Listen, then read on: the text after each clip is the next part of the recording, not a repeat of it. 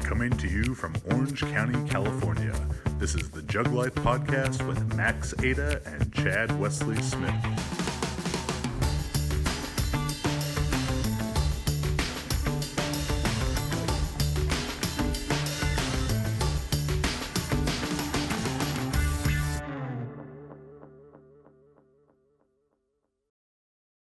Hey everybody, Chad Wesley Smith here, bringing you another episode of the JuggLife podcast.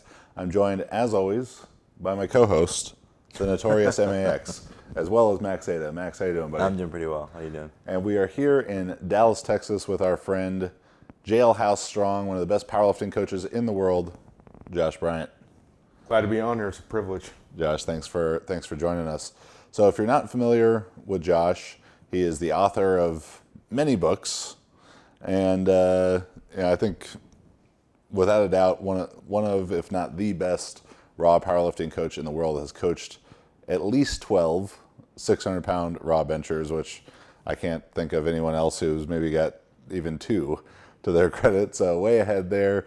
900-pound deadlifts, a bunch of 900-plus pound squatters. Has coached people like myself early in my powerlifting career to a 2165 total at 308 and a 905 squat in wraps at 308. Steve Johnson to the American record deadlift. Al Davis, Jeremy Hoonstra, James Strickland, huge bench pressers. Orlando Green, huge deadlift. Tons of amazing lifters. So if you don't know them, you should. You should be following them in all these places, and we're going to get a lot of good information about training and powerlifting and all sorts of good stuff with Josh today. And in addition to all of those really strong people that he coached, Josh was strong as shit too. You were the youngest to ever bench 600 pounds. At the time, right? Yep. 600 at 22 years old? 622 years old. And you ended up benching 622. I got six. Yep. I'm good. I don't even have this stuff written down. Yeah. This is just from memory. 810 deadlift. And you were powerlifting mostly in the USPF. Yes, sir. Right. So tell us a little bit about what got you into powerlifting and your powerlifting career. Okay, so I initially got into watching it was WE now, it was WWF at the time, and I was fascinated by his physiques. And one of my dad's friends was a pretty good powerlifter, or really good for back then, and he was squatting, around 700, and he was actually benching 545, and so we went down to watch him lift. And that was like 1988 when I was 7 years old. So since then, I started going to the YMCA, and I was sneaking in there like 6, 7 years old, hanging around these old school like bodybuilders, former like wrestlers, and a bunch of just crazy bastards in that place. And then I did my first meet in 1996. It was a bench press meet. Then I did another push-pull meet in 1999. In 96, you would have been what, like 15. 15? And then I did a full meet in 99 and then kept going after that. So I've been around for a while. I just, even though I'm not that old, I just got started really young. Yeah, I mean, I remember finding the joshstrength.com, probably its first iteration of that back in 2001, 2002-ish. Yeah. And it was saying, world's strongest teenager. You might not have been a teenager still then, but I remember seeing that kind of stuff on there. And you doing these crazy lifts and crazy jumps. Yeah. I'll talk about those a little bit later. But so late 90s, you're competing full bore at that point. Mm-hmm. And kind of paint the picture of what is powerlifting culture like at that time. It was a lot of fun. I mean, there's a lot of better stuff about it now, but there was some good stuff then too. I mean, it was sort of like, I guess to be accepted, there was like, I don't think nowadays it's cool that you have access to the top people real easily. Back then you didn't. You had to kind of like, make a phone call, and then like I go down to like Yorba Linda Barbell Club or somewhere, all these big strong dudes when I'm 19. It's like you get like a trial run, and you're like kind of like the plate bitch and stuff like that. And then once you like prove that you can hang, then you're like welcomed in. So it was kind of like exciting to get that welcoming in at that point. And it wasn't as like, I guess it wasn't as mainstream. It was like, now like, CrossFit and things like that, it's somewhat, I don't want to mainstream it more that way, but then it was like, us and them, like a commercial gym or something just wasn't acceptable to powerlift and things like that. So still full of weirdos, and Yeah. everyone's a little bit off, right? Yeah, totally. It was, I mean, and they probably had good business sense to make us out, but As when I started powerlifting, it was 2010, Yeah. and even then it was a huge difference compared to what it is Yeah. now. Yeah. I had a first meet in San Luis Obispo High School, and you could tell everyone there was a powerlifter. And now you go to a meet, it's 120 lifters, and you got 13-year-olds up to people's grandmas lifting, and it's the guys like they do powerlifting after their 9 to 5, and that's kind of there wasn't like there like if there's someone like a 40-year-old lawyer powerlifting, like that was sort of the anomaly. It wasn't the majority, Yeah, for sure. So one of the kind of iconic meets of that time was the Mountaineer Cup. Yeah. And that was on ESPN, right? And you're lifting Ed Cohen, Brian Siders, like all these really great lifters of the era. You got any Even good Scott stories? Cartwright had done it too. Oh, yeah, a bunch of different people. It was a lot of fun, and they did a couple different concepts because they were going to go to like a team concept, things like that. And I mean, they treat us like royalty there. So they had the first year we went there, this is like no joke. They had a buffet. It was like chicken breasts, hot dogs without buns, and all you can drink beer. For after the meet.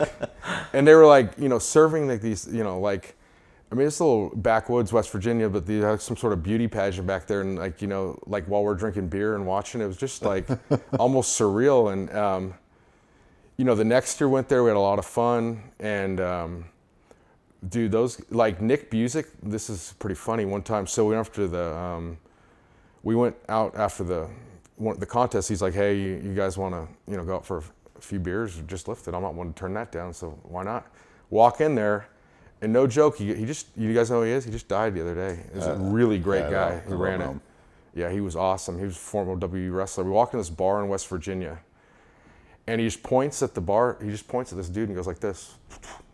They brought us all drinks. It was crazy.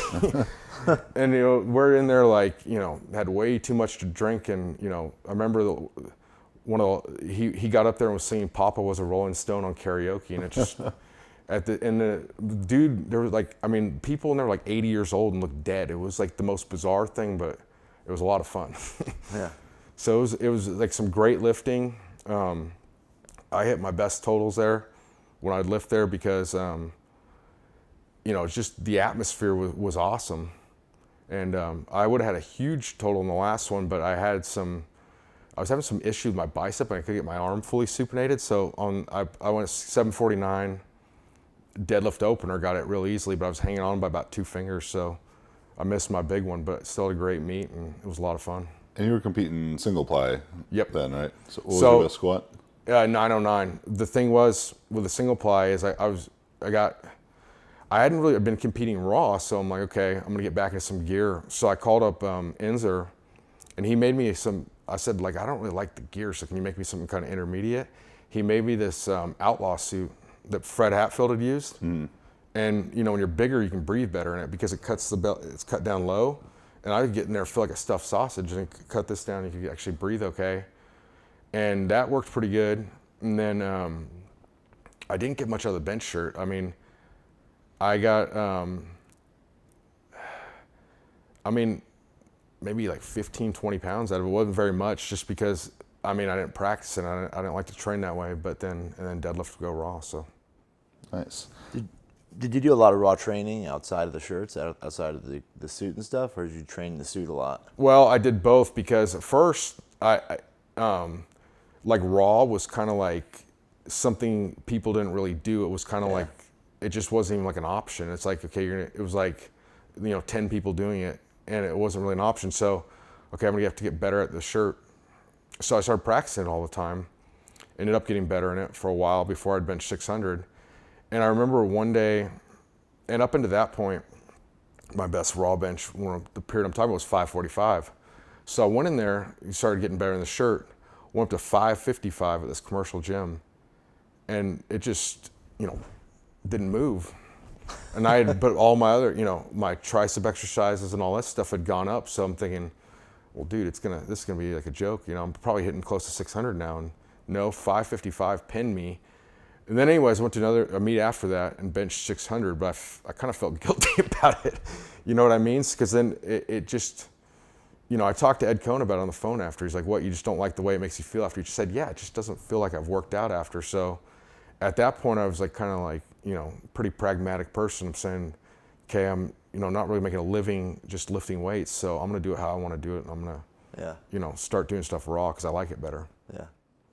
So as your lifting career goes on. Let me say something else about it real quick. So sorry, but okay. So initially it wasn't like that. So I guess I never really had initially when I first started powerlifting, the idea was you get like 25 pounds out of a shirt. So basically what they used to say is whatever you can touch and go, you could pause with a shirt on. So it didn't really seem like that. Everybody gets 20 pounds, you know, raw, who cares? And then things started to change. I think a lot when the patent on the bench shirt expired 2002. So then you have all these different companies making it so it gets more competitive and they get better, obviously. So I think that's kind of when they went crazy. So initially it was just, you know, you don't train in it really. You just kind of the week before, like take your opener or something and go to the meet and hit a little PR. As I figure, as a 600-pound raw guy, or you know, close to it at that time, if you saw a guy in the gym, he's benching 500 and you're benching 580. And then you go to the meet in the shirts and he beats you, like that's got to be like, what the fuck is this? You know? I think that's why a lot of people like that have come to raw, like that's what kind of happens because like a lot of times, you know, you don't really have self-awareness of like, okay, I'm getting 200 pounds out of the shirt, but everybody else is. Then all of a sudden someone gets 300. Whoa, that's not good. Yeah. You know, so. So as your lifting career goes on, you end up having an elbow injury. That what was that? And that was bone spurs, and it wasn't an acute traumatic injury. It was like wear and tear because that's kind of what I talk about now to people is not going so heavy on all the arm movements because I would go crazy. I'd hear like Kazmaier did such and such a tricep extensions. Okay, I'm gonna beat it. I'm gonna beat this. I'm gonna beat that.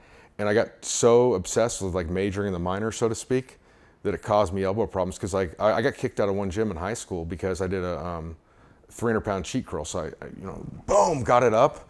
I got so excited I just, you know, dropped the weight down, and I got like banned for this. They gave me like a month ban, and it was a gym in Oxnard. So, but I was doing stuff like that all the time. But you know, it wasn't smart in one sense, but it obviously got results fast too. So you know, I would change some things if I could go back, but it ended up being a good learning experience to benefit a lot of other people, so it's all good. Yeah, you know, we were talking about that the other morning with Adam Nelson and how the base of his training in high school was like 10 by 10 on multiple exercises in the same session down to like 10 by 9, 10 by 8, 10 by 7. And no one would look at that and be like, oh yeah, that's a great foundation. But it produced an Olympic gold medalist, and he had this insane work capacity. Or you know, Max had been doing max front squats 5 times a day since he was 12 years old. Yeah. And you know, I was doing all these different plyometric crazy ass workouts, 3, 4, 5 hours long. Yeah. You know, 5, 6 days a week. It's like, you know, when you're young, you're resilient, and the belief and effort in what you're doing can kind of take you a long way. But so the elbow problems, though, kind of forced a transition. Yeah, so I could have kept, so I got a surgery on it, and this, again, taking responsibility for your actions. The guy that did the surgery told me, like, 6 weeks, you're back to training. So I got it, and like, I didn't meet like 13 weeks after and benched 560, but I was down a lot in body weight, and it went up really easy. And then I could just tell there was gonna be more problems. So at that point, I'd kind of hung it up anyways, but I just would come back and do, you know, meet here and there, just like single lift meets. And then, I decided I started coaching more people. And at that point, when I was powerlifting, I didn't have really any focus outside of powerlifting. So I don't think I could have done it effectively if I kept going, because I was like, as Fred Hatfield would say, like a monk. You know, that was just everything revolved around the powerlifting, like everything, you know. If I'm going to squat that day and I'm at Walmart, I'm getting one of those, you know, motorized things and driving around, you know, it was like that kind of stuff. I mean, it was that, like everything was just revolved around it.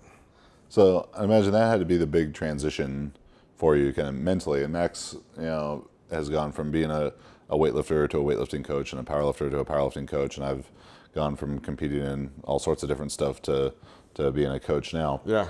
And so how is that mental transition for you? Do you feel like you're a powerlifting coaching monk now? Or? Yeah, more so. So, but you got better balance now too. So, but definitely because that I think the unhealthy obsession to that point, because if I could do it again, what I would say is, and I'll tell, like in the off season, just take it a little more relaxed. If you're gonna, if you have to push your Thursday workout to Friday, it's not gonna end the world. Yeah, I've definitely found that for myself. Is it's easier to give the advice than to take the advice, and For sure. And particularly if you're coaching yourself, it's hard to maybe see the forest through the trees kind of thing, and take that step back. And I've certainly made mistakes like that in regards to my own training. So now that you're coaching, you've coached all these super strong, incredible lifters.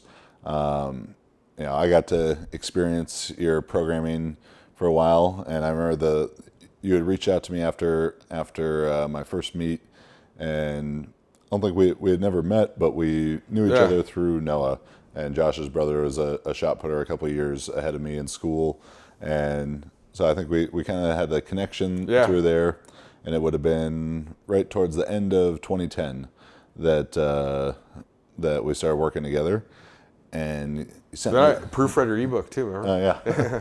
And he sent me the program, the first week of the program, and I didn't really know what to expect. And I'd only been powerlifting for 5 months, and had really no exposure to other powerlifters. Like I knew track guys and football players, and I was I didn't train with other powerlifters. I trained by myself, so I didn't really know what to expect. So I get this program, and I'm looking at this PDF on my computer, and I was like, this guy's out of his fucking mind. Like the first workout, I remember it very well. I think it was about 585 for a triple in the deadlift, then down to 495 for 6 sets of 4 with 1 minute rest between each set. And then it was a couple sets of 6 deficit deadlifts, bent over rows, GHRs, barbell shrugs, chin-ups, back raises. Yeah. I'm looking at this thing like this has got to be a joke. There's no way this guy expects me to do all of this. And I went through it and did it the best I could. The 1 minute rest periods couldn't quite stick to that as it went. But as the program went and the second time through it, then 1 minute rest periods were no problem. But when I talk about this time of my lifting at seminars and everything, beyond anything, it opened my eyes to like what is possible. Sure. Because I would have never looked at that. When I looked at that program the first day and the way I felt after that first deadlift day and for many days after, I was like, you can't survive this. You can't improve off of this, and you get overtrained. But how hard do you think people can train? Like where are they selling themselves short there? I also think you kind of got an advantage there from your background, because at the time, powerlifting was on more of like a low volume trend. So people would work, when I was around, people would work up to like a top double and go out to eat after. Yeah. That was kind of it. So it was definitely like going against the tide of the times. So it was advantageous to not have like a prejudice going in, for sure. Yeah, I mean, I think people can push themselves real hard, and as you know, the hard work's necessary, but it's not like you're doing it for the sake of hard work. I mean, there would be like a stopping point at some point, obviously. I just think most people had fallen short of it. Now we're seeing more people that are training harder, which is good, and you could definitely overdo it, but that was within the realms of what's okay, just to the harder end. Yeah.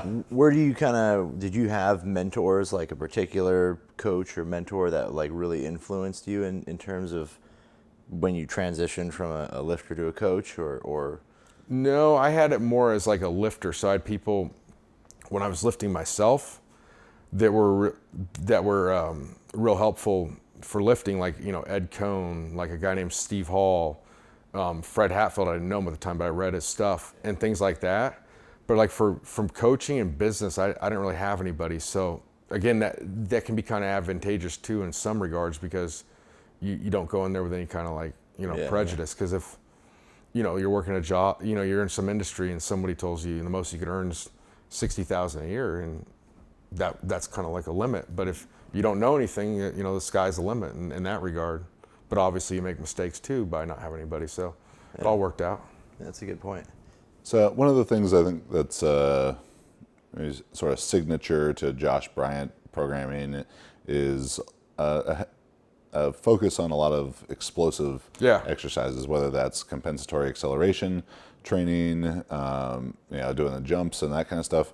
I remember on the old joshstrength.com, seeing you do these jumps, like standing broad jumps up a set of like 5 stairs. Yeah. And you were big then. Like what was the heaviest that you got? One time I weighed in at 315, but like of any kind of like consistency was about 306.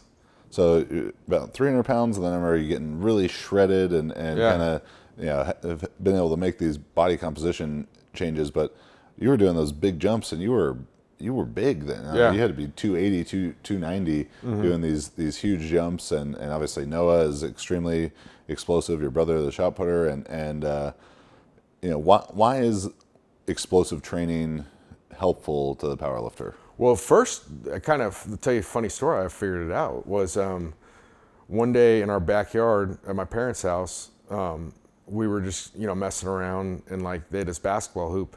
We were jumping up, dunking these small balls, and then I was right before I deadlifted, and I went in there, and I just felt super explosive after. So a light bulb kind of went off, like, okay, there must be something to this. So, I mean, because how much force you can produce is going to be enhanced by if you're more explosive, and you can't just train heavy all the time, so you have to find alternative ways to do it. And I think you're going to be able to lift more, and you're going to also can help with your work capacity, things like that. There's so many different levels where that explosive training can help you. I mean, I think, the key is for powerlifting, you just don't have to do as much, because like for instance, if you read like the NSCA textbook, it will say you can do like 120 to 140 jumps in a session.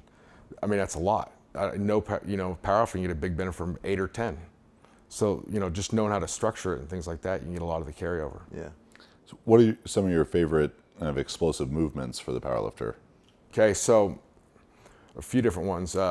Just a straight up, just like a vertical jump, box jump, or do you do a box squat jump too, where you sit down in the box, kind of pause and jump up, and then depth jumps too. And then another one I like to do is over the head, backwards medicine ball throws.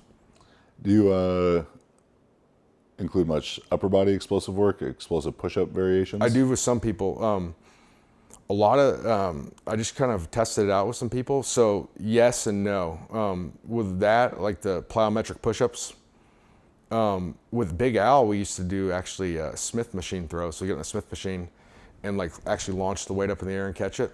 And that was a really good one too. So Big Al is Al Davis, who's a 670. 70-pound raw bencher. Yeah, and very casual looking about it. Let me just kind of lay down, not much of a setup, and a huge, just massive dude.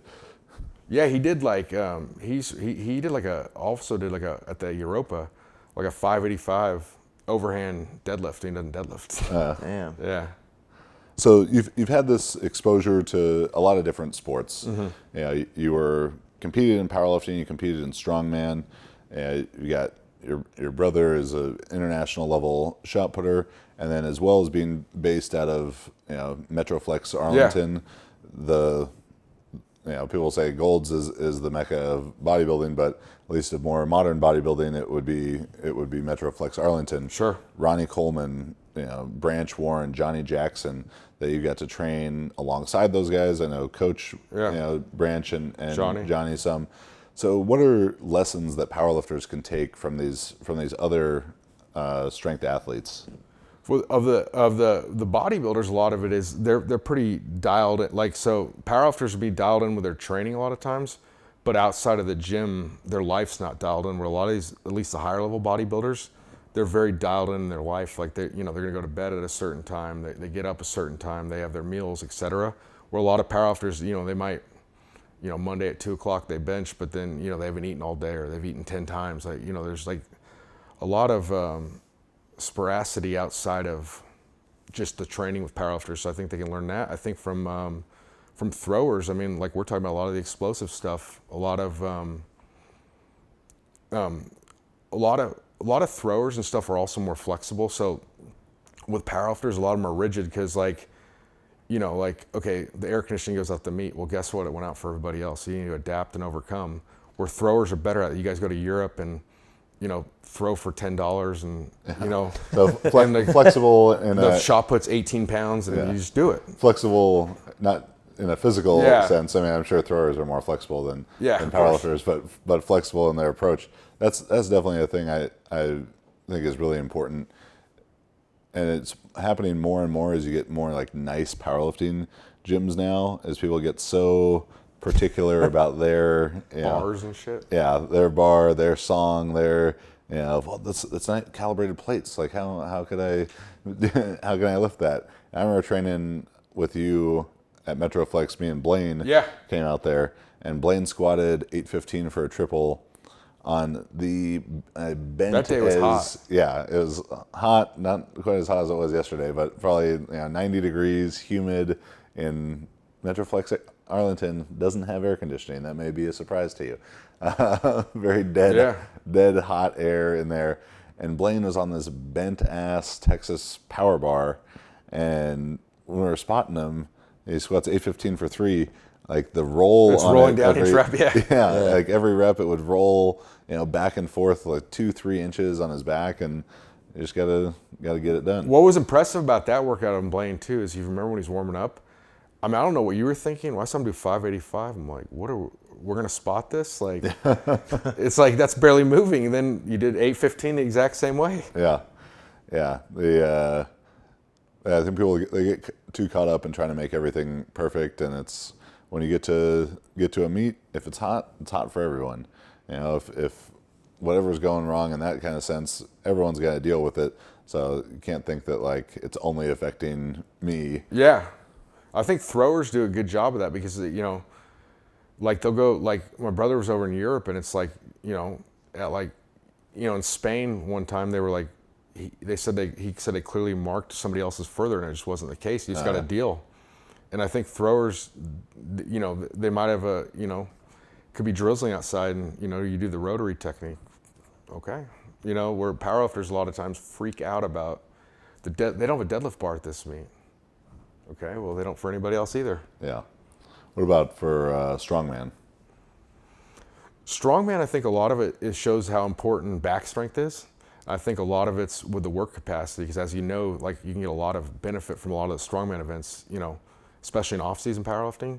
Because I think one of the, a big myth is there's not a lot of muscle hypertrophy in strongman. There's a lot to be gained from it. Like even in the top level bodybuilders, like I got one guy is going for his pro card right now, Ed Brown, and he's one of the best bodybuilders in Texas. And, we've actually used like farmer's walks and stuff in his training and he's grown like crazy. So I think with strongman, there's a good, they're not very myopic in their view of training where a lot of powerlifters are, training like, you get some people that are like, you squat 10 times a week and that's just what you do. Or, you squat heavy every other week. Like people get so fixated or like myopic in what their ideas are. And I think strongmen are a little more, open-minded to what works. Yeah, I found that as far as putting on muscle with strongman when I was competing there, that I mean I've never had a problem gaining weight, but as soon as I started doing strongman, I went from weighing 310ish to 6-8 months later like 330, and was doing a ton of conditioning along with that, and no intentional changes with the diet. But you get a strongman event like a farmer's walk or a yoke, and it's hard to quantify in the sense like with range of motion and sets and reps the way that you could in a bench press or a squat, because you're doing a farmer's walk and the weight isn't, the weight's moving as you walk with it, but it's not moving up and down necessarily. A yoke, you pick it up 6 inches, but if you do a 900, you have someone do a 900-pound yoke walk, and let's say their 1 rep max squat is 900 pounds, which most people is probably quite a bit less than that if they're doing 900-pound yoke. but let's say it's 900 pounds. That 900 pound 1 rep max squat for them lasts from the time they take it out of the rack to put it back in the rack 10 seconds. But you could be doing, multiple sets of 50 feet with a 900 pound yoke, and you might end up by the end of the workout having had it on your back and be supporting that weight for 2-3 minutes. And I think that that's time under tension. Yeah, it absolutely is, because it's heavy weight and it's long time under tension, and there's no really another way to duplicate it. Because another thing I've found is just to get people, for bodybuilding purposes, like keg carries, heavy sandbag carries, that's going to make your upper back grow. A lot of those guys, you look at them, they have huge upper backs and they're not really doing like a lot of specialized movements for it. It's like, what do you do? Like, oh, I do 3 sets of lat pull downs. You're like, huh? It's just because they're all carrying the stuff all the time. So I think there's a huge hypertrophy gain out of strongman training besides just the work capacity and other transference to powerlifting, because I know this kind of figured this out this way is I was training for a strongman contest and there wasn't a lot of deadlifting in the contest. So I was just doing real minimal maintenance, but doing all those other movements. I come back to deadlifting, I'm right back to where I was. And it's kind of that's kind of, interesting that you would think someone at a high level would drop off a lot. At least I did at the time and didn't. Are there things you have universally you're using from different, from strongman to powerlifting to bodybuilding that obviously aren't traditional, like farmer's carries or something, that you pretty much always include in basically everybody's training? I wouldn't say that I always include in everybody's training, but I would say I definitely take advantage of the bodybuilding side of things, of doing, more assistance work that would be more bodybuilding. Yeah. Say I definitely would, the off-season training methods, use more bodybuilding. I think I've used and sometimes even getting ready for a meet, done like farmer's walks and stuff like that with people. So definitely some outside the box stuff that's worked real well. Even how close would you have someone to a powerlifting meet still doing something like farmer's walks? Generally, it would be more cut out 8-10 weeks out, but I've done it up to 4 just because we need something, and that kind of was the ace card we pulled. So you've been in powerlifting since the mid '90s. Yep. How long is that now? 22 years. Yeah. Damn. Wow.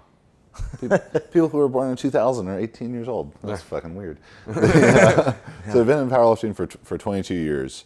When you were in it seemed like it was the USPF and then the ADFPA, right? Were kind of the only 2 shows in town. The USA, see, I did some USAPL meets too. That was they were ADFPA. I believe in '97 they became the IPF affiliate, about that time, right? Sounds about right. Okay, and then, because I know there was in 2000 for sure people were going to the IPF Worlds from USAPL. So I think it was about '97. So yeah, first you had I actually started in the AAU. Okay. I didn't know any better. I just, or worse. I mean, there was nothing wrong with AAU. I just opened up a Powerlifting USA magazine, said, okay, we live in Santa Barbara. What's going to be around here? Oh, the next thing coming up's this AAU powerlifting. You guys know Martin Drake?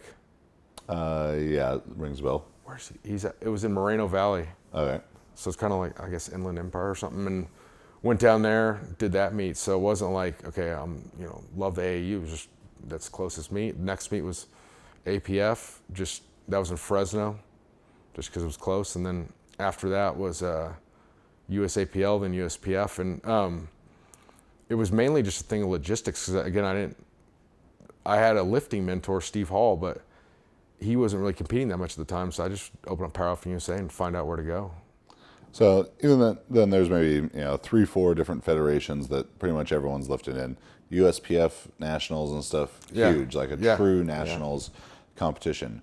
And there's been a lot of change in the sport, in those last 22 years. What do you think are some of the biggest positives and maybe a couple negative changes that you'd like to see kind of back more like it was in the 90s or early 2000s? Okay, so I like now that it's raw, so that offsets any potential negatives in my opinion. So I like the fact that that besides being raw, if people want to argue about monolifts, knee wraps, that kind of crap, I'm like, dude, you don't know how it was. If I'm the czar of powerlifting, we're going to find it. We're just going to do a vote, majority rules or whatever, because this is not that big of an issue. If you saw people, wearing triple supply, suits and squatting 4 inches high, this is so much better now that you just deal with it. And so that's the biggest thing is now that it's mostly all raw. Back then, like a lot of times you do like raw, like I want to do raw. I show up to an equipped meet and I just lift raw.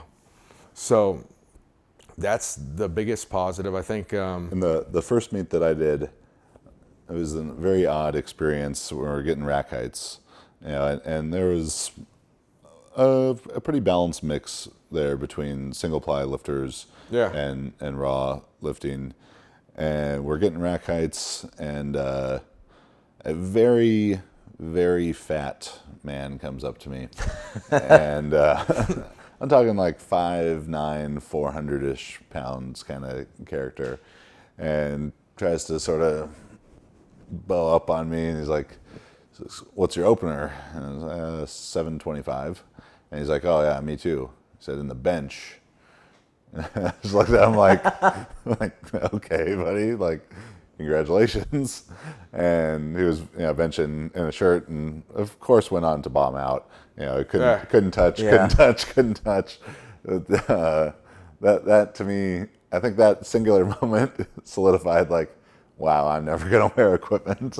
Yeah, for me it was more going to like some of the top equip meets and seeing people not lift the most, not warming up. They're struggling with not very much weight. And you see these random, bodybuilders at gyms around Southern California don't even know what powerlifting is, and they're repping 405 on incline. So you're thinking like, okay, something ain't right here. Before we talk more about this, I remember you telling me a lot of times about just kind of random lifters at Metroflex, bodybuilders who aren't pro and no one knows them. Do you have one story that like stands out to you as just a lifter that no one's heard of, just being like, holy shit, that guy is doing something crazy?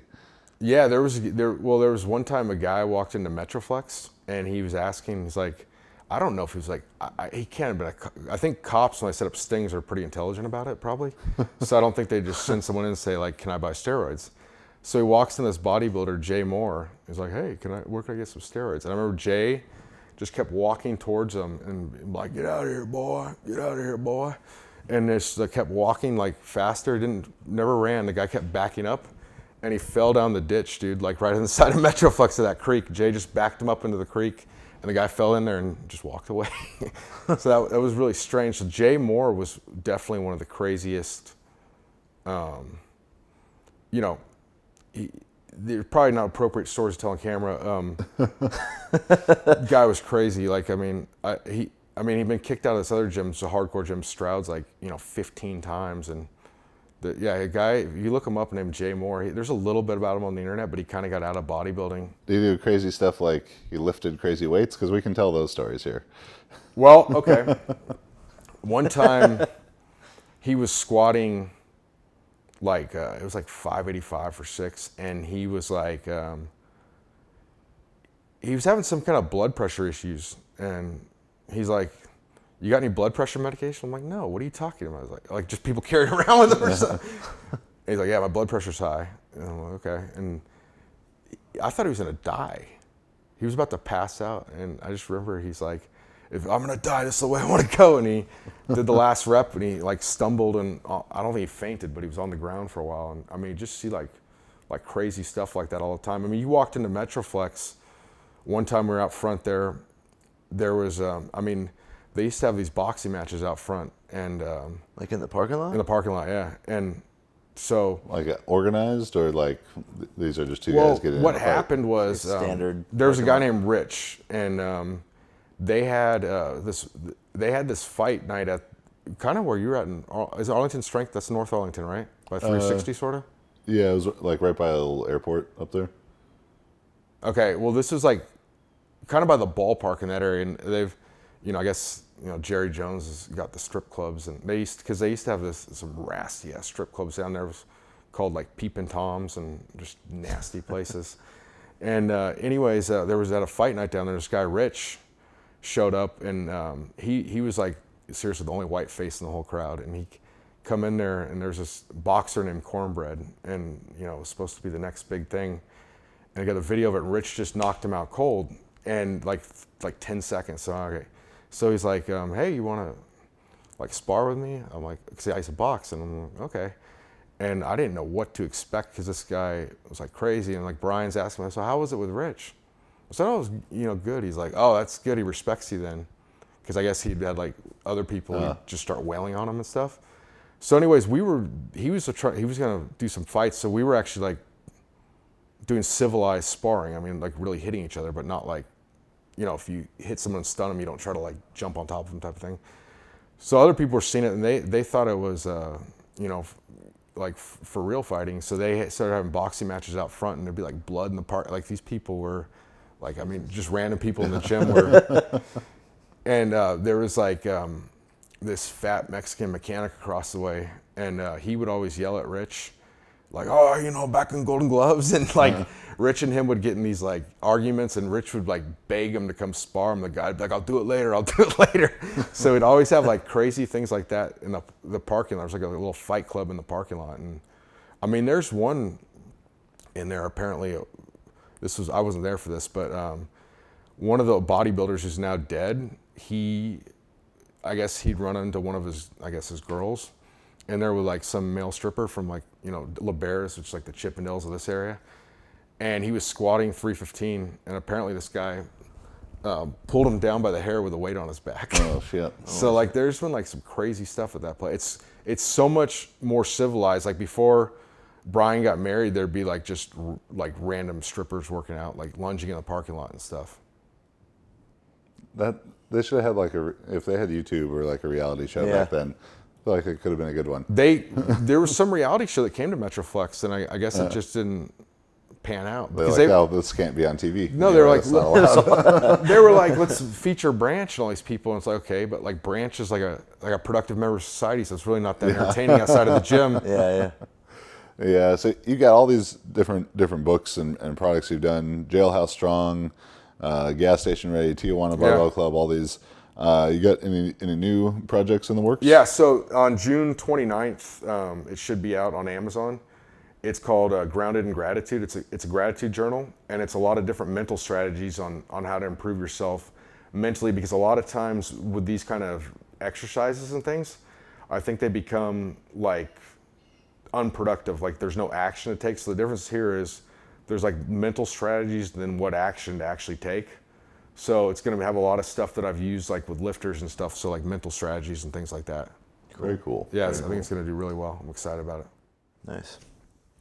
Awesome. So this was another episode of the JuggLife podcast. If you like it, go on iTunes, give us a 5-star review, write us something funny or nice, like Bub1998 said, the JuggLife is my go-to podcast for all things strength sports. As a powerlifter, I thought I would skip over the episodes on weightlifting until I realized even the content focused on Oli lifting, don't call it that, is interesting and valuable. Chad and Max have a great chemistry together and bring complementary perspectives to every subject they cover. Beautiful chemistry. The consistent quality is balanced well with questionable shoe fashion.